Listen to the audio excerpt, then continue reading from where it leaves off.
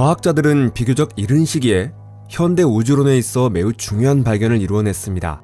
그것은 바로 우주가 팽창하고 있다는 사실이죠. 오늘날의 모든 천체 물리학과 그와 관련된 학문은 이 단순한 사실을 바탕으로 구축되어 있습니다. 우주가 팽창하고 있다는 사실 자체를 의심하는 사람은 아무도 없지만 우리는 조금 의외의 문제에 직면하게 되었죠. 사실 우리는 우주가 구체적으로 어느 정도의 속도로 팽창하고 있는지를 측정하는 방법을 두 가지 알고 있으며 두 방법 모두 극도로 정확함에도 불구하고 실제 속도는 전혀 알 수 없는 상태입니다. 두 가지 측정 방법이 완전히 다른 값을 보여주고 있기 때문이죠. 여러분 안녕하세요.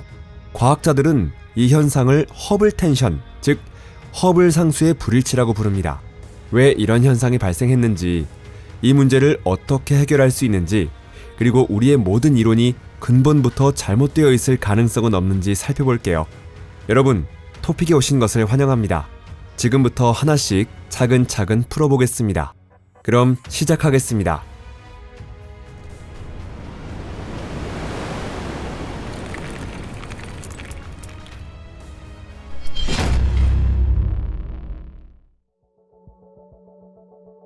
적색 편의에 따른 변화. 지금으로부터 100년이 훨씬 넘은 1912년부터 1914년 사이 베스토 슬라이퍼는 나선 성운을 관측하던 중 그들 중 많은 스펙트럼 선이 붉은 쪽으로 이동해 있다는 사실을 발견했습니다. 이후 먼 은하에서는 이것이 단순한 도플러 효과가 아니라 공간 자체의 팽창으로 인해 발생하는 우주론적 적색 편이라는 것이 밝혀졌죠. 핵심은 우리가 보고 있는 빛의 색이 광자의 파장에 의해 결정된다는 점입니다. 그리고 이 파장이 늘어나면서 빛이 붉게 보이게 되는 데에는 몇 가지 이유가 있는데요. 예를 들어 광원이 관측자로부터 멀어지면 빛의 파장은 길어지게 됩니다. 이는 마치 멀어지는 자동차의 사이렌 소리가 점점 낮게 들리는 것과 같은 원리죠. 시간이 흐르면서 먼 은하가 붉게 보이는 원인인 우주론적 적색 편이가 우주의 팽창으로 인해 발생한다는 사실이 밝혀졌습니다. 먼 은하에서 오는 빛은 마치 지쳐있는 것처럼 보이죠. 그것은 계속해서 팽창하는 공간의 흐름을 거슬러 나아가고 있기 때문입니다. 물론 광자가 실제로 지쳐있는 것은 아닙니다. 단지 공간 자체가 늘어나면서 그와 함께 빛의 파장도 길어지고 있을 뿐이죠. 이 사실을 처음으로 보여준 인물이 바로 현대 천체 물리학자의 아버지로 불리는 에드윈 허블입니다. 그는 또한 먼 은하들을 조사하는 과정에서 은하가 멀리 있을수록 우리로부터 더 빠르게 멀어진다는 사실도 발견했습니다. 바로 그때 허블은 우주의 팽창을 나타내는 경험적 관계식을 도출해냈죠. 그리고 그 식에는 오늘날 허블 상수로 알려진 계수도 포함되어 있습니다. 이 계수야말로 팽창 속도를 나타내는 값이죠. 여기서 중요한 점은 상수라는 표현이 의미하는 것이 우주의 어느 영역에서든 이 속도가 동일하다는 것입니다. 다만 이 값은 시간에 따라 변할 가능성이 있습니다. 허블은 암흑 에너지가 우주의 가속 팽창을 일으킨다는 사실은 알지 못했지만 우주의 여러 진화 단계에 따라 그 상수의 값이 달라질 수 있다는 점은 인정하고 있었죠. 허블 상수는 1메가파섹당 속도, 즉 kmsmpc 단위로 표시됩니다. 예를 들어 이 값이 75라면 약 326만 광년 떨어진 1메가파섹 거리의 두 천체는 초속 75km의 속도로 서로 멀어지게 되죠. 거리가 2메가파섹이라면 속도는 초속 150km가 되고 10메가파섹에서는 초속 750km에 이르게 됩니다. 즉 은하 사이의 거리가 멀수록 서로 멀어지는 속도 역시 더 빨라지게 되죠. 속도를 둘러싼 문제. 자, 이제 용어 정리가 끝났으니 여기서부터 가장 흥미로운 이야기로 들어가 보겠습니다. 과학자들은 어떻게 우주의 팽창 속도를 측정하고 있을까요? 이를 위한 방법은 두 가지가 있습니다. 첫 번째 방법은 표준 촛불 방식이라고 불립니다. 먼저 가장 가까운 별까지의 거리를 시차를 이용해 측정하죠. 이는 궤도상의 서로 다른 지점에서 별을 관측하면 먼 천체를 배경으로 별의 위치가 아주 미세하게 달라지는 현상을 말합니다. 이 위치 변화의 크기를 통해 별까지의 거리를 구할 수 있죠. 천문학자들은 이러한 일련의 방법을 우주의 거리 사다리라고 부릅니다. 각각의 방법은 앞선 방법으로 보정되며 이를 통해 더 먼 천체까지 측정할 수 있게 되죠. 이 방법은 매우 단순하며 19세기부터 알려져 온 확립된 방식입니다. 다음으로 주목할 대상은 이른바 세페이드 변광성인데요. 이 별들은 매우 뚜렷한 규칙에 따라 밝기가 변합니다. 이를 통해 우리는 겉보기 밝기가 아닌 실제 밝기를 알 수 있고 관측된 밝기와 비교하여 거리를 계산할 수 있습니다. 바로 이 세페이드 변광성이 표준 촛불에 해당합니다. 세페이드는 우리 은하뿐만 아니라 다른 몇몇 은하에서도 관측되죠. 다만 거리가 너무 멀어지면 이를 활용하기에는 적합하지 않습니다. 이때 과학자들에게 도움이 되는 것이 또 다른 표준 촛불인 제1A형 초신성입니다. 이들은 백색 외성의 열핵 폭발로 인해 탄생합니다.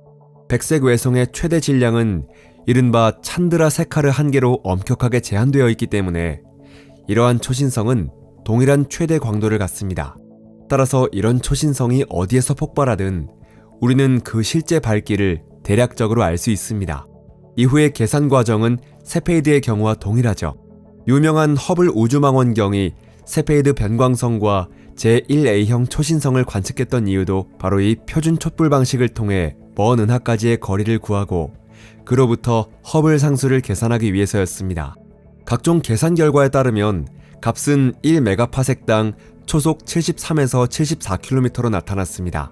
그러나 우주 마이크로파 배경 복사의 관측에 기반한 또 다른 방법도 존재합니다. 이것은 우주 탄생 초기, 빅뱅 이후 약 38만 년 뒤에 형성된 것이죠. 이는 매우 어린 우주를 포착한 일종의 사진이라고도 할 수 있습니다. 즉, 고온의 플라즈마가 식어 최초로 원자가 형성되었을 때 빛이 우주 공간을 자유롭게 이동하기 시작한 것이죠. 우주 마이크로파 배경 복사는 대부분 균일하지만 그 안에는 아주 미세한 요동이 존재합니다. 관측하는 거리에 따라 이 요동이 띄는 겉보기 크기, 각도도 달라지게 되죠. 이 방법은 표준 촛불에 비유해 표준 척도라고 부를 수 있습니다. 이 표준 척도의 눈금에 해당하는 것은 우주 마이크로파 배경 복사에서 관측되는 특징적인 요동의 크기입니다.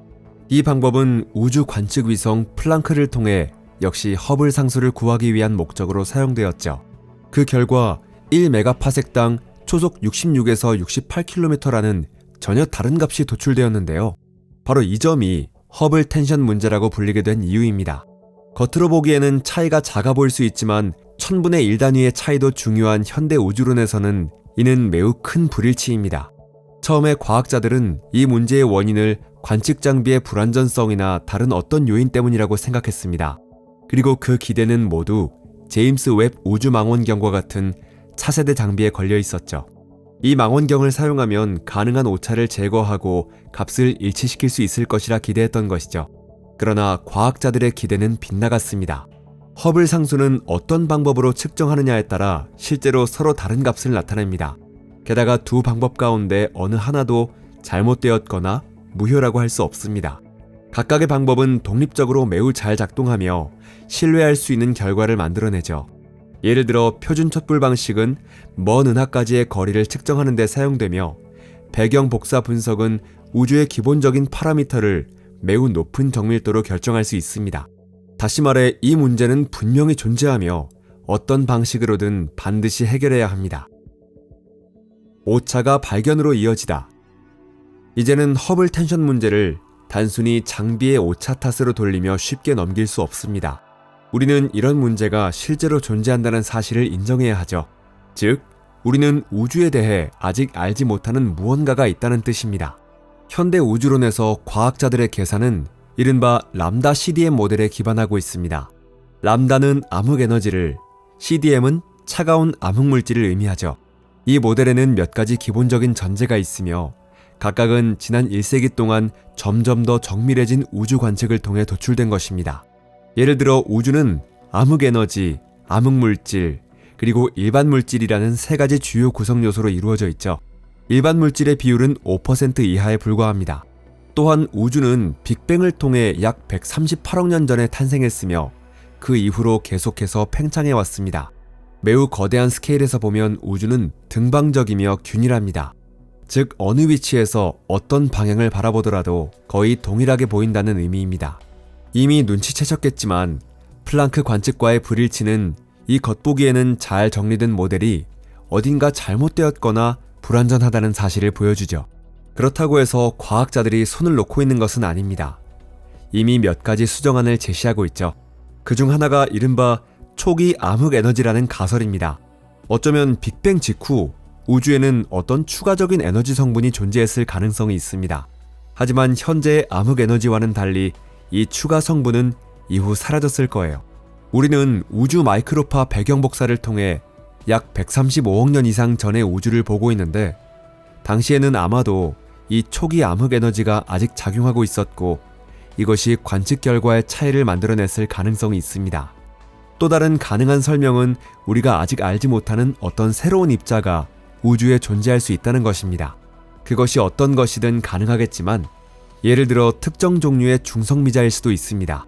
만약 이런 입자들이 초기 우주에 존재했다면 에너지 밀도를 높여 우주의 팽창 속도에 영향을 주었을 가능성이 있습니다. 그리고 그 결과 우주 마이크로파 배경 복사 데이터의 해석이 달라지면서 허블 상수 측정값 사이에 차이가 발생했을지도 모릅니다. 가장 급진적인 견해는 우리가 알고 있는 중력 자체에 대한 이해가 완전하지 않을 수 있다는 것입니다. 4가지 기본 상호작용 가운데서도 중력은 가장 수수께끼가 많은 힘이죠. 예를 들어 우리는 아직 그 매개 입자를 발견하지 못했습니다.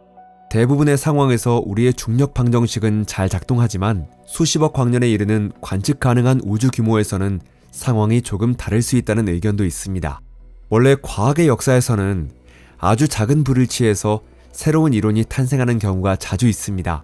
예를 들어 뉴턴의 중력 이론은 행성의 움직임을 매우 정확하게 설명하고 일상적인 조건에서도 잘 적용되지만 수성의 궤도에서 나타나는 이상현상은 설명하지 못했습니다. 그래서 상대성 이론이 등장하게 된 것이죠. 그리고 이 이론은 태양계 첫 번째 행성의 궤도를 넘어서 훨씬 더 많은 현상을 설명할 수 있습니다. 어쩌면 우리는 지금 기존의 우주론을 근본부터 뒤흔들 새로운 발견의 문턱에 서 있는지도 모릅니다. 그리고 그것은 상대성 이론이 원자력 기술로 이어졌던 것처럼 기술의 비약적인 발전으로 이어질 가능성도 있습니다. 만약 그런 순간이 온다면 우리는 반드시 그 새로운 발견을 여러분께 전해드리겠습니다. 이번 영상이 흥미로웠다면 좋아요를 눌러주시고 주변에도 공유해주세요. 시청해주셔서 감사합니다. 그럼 다음에 또 만나요. 안녕히 계세요.